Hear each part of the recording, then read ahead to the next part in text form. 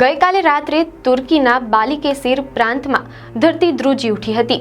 6.1ની તીવ્રતાના આ ભૂકંપનું કેન્દ્રબિંદુ સિન્દેરગી કસ્બા નજીક હતું, પરંતુ તેના આંચકા 200 કિલોમીટર દૂર ઇસ્તંબુલ સુધી પણ અનુભવાયા હતા। આ ભૂકંપે સિન્દેરગીમાં અનેક ઇમારતોને જમીનદોસ્ત કરી દીધી હતી। એક મસ્જિદનો પણ મિનારો ધરાશાયી થયો હતો, જે દર્શાવે છે કે આંચકા કેટલા શક્તિશાળી હતા। મીડિયા અહેવાલ અનુસાર ભૂકંપ બાદ તરત જ બચાવ ટીમો ઘટના સ્થળે પહોંચી ગઈ હતી। તેમણે કાટમાળ નીચે દટાયેલા લોકોને બહાર કાઢવા માટે રેસ્ક્યુ ઓપરેશન શરૂ કર્યું હતું। અત્યાર સુધીમાં ઘણા લોકોને રેસ્ક્યુ કરી સુરક્ષિત રીતે બહાર કાઢવામાં આવ્યા છે, પરંતુ હજુ પણ અનેક લોકો કાટમાળ નીચે દટાયેલા હોવાની આશંકા છે। આ દુર્ઘટનામાં એક વ્યક્તિએ જીવ ગુમાવ્યો છે, જ્યારે ઘણા લોકો ઘાયલ થયા છે।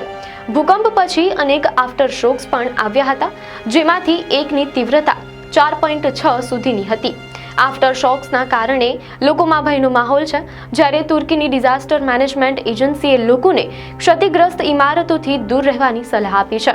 સ્થાનિક મેયર સિરકાન સાકે પણ પરિસ્થિતિ ગંભીર હોવાનું જણાવ્યું છે અને બચાવ કામગીરી સતત ચાલુ હોવાનું કહ્યું છે। આ દુર્ઘટનાને કારણે તુર્કીમાં શોકનો માહોલ જોવા મળી રહ્યો છે।